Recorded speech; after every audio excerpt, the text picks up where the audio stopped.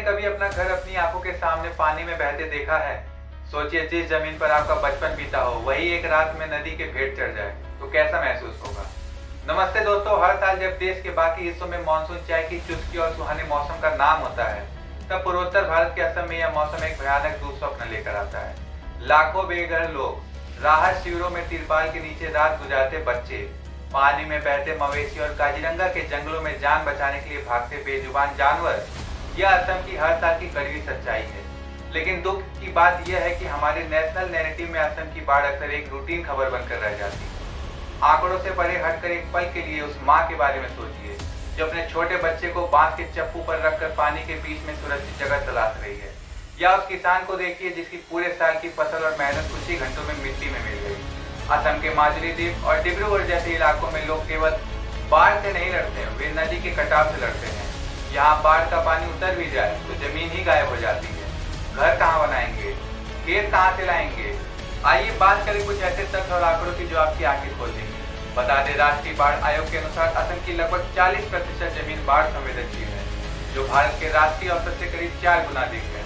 1950 से लेकर अब तक ब्रह्मपुत्र और उसकी सहायक नदियों ने कटाव के कारण असम की 427 लाख हेक्टेयर से अधिक जमीन को निगल लिया है।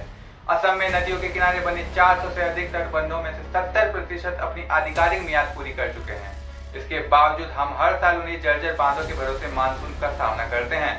हर साल बाढ़ के दौरान विश्व प्रसिद्ध काजीरंगा नेशनल पार्क का 80% हिस्सा जलमग्न हो जाता है, जिससे दुर्लभ एक सींग वाले गैंडों और हिरणों को अपनी जान गंवानी पड़ती है।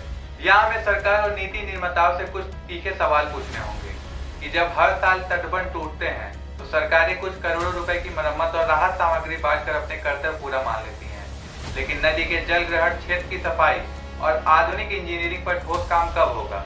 असम की बाढ़ को लंबे समय से राष्ट्रीय आपदा घोषित करने और इसके लिए एक स्थायी केंद्रीय प्राधिकरण बनाने की मांग की जा रही है।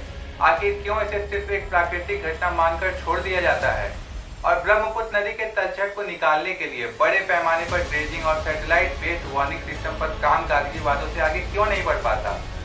दोस्तों, असम भारत का केवल एक राज्य नहीं है, वह हमारी सांस्कृतिक और प्राकृतिक धरोहर है।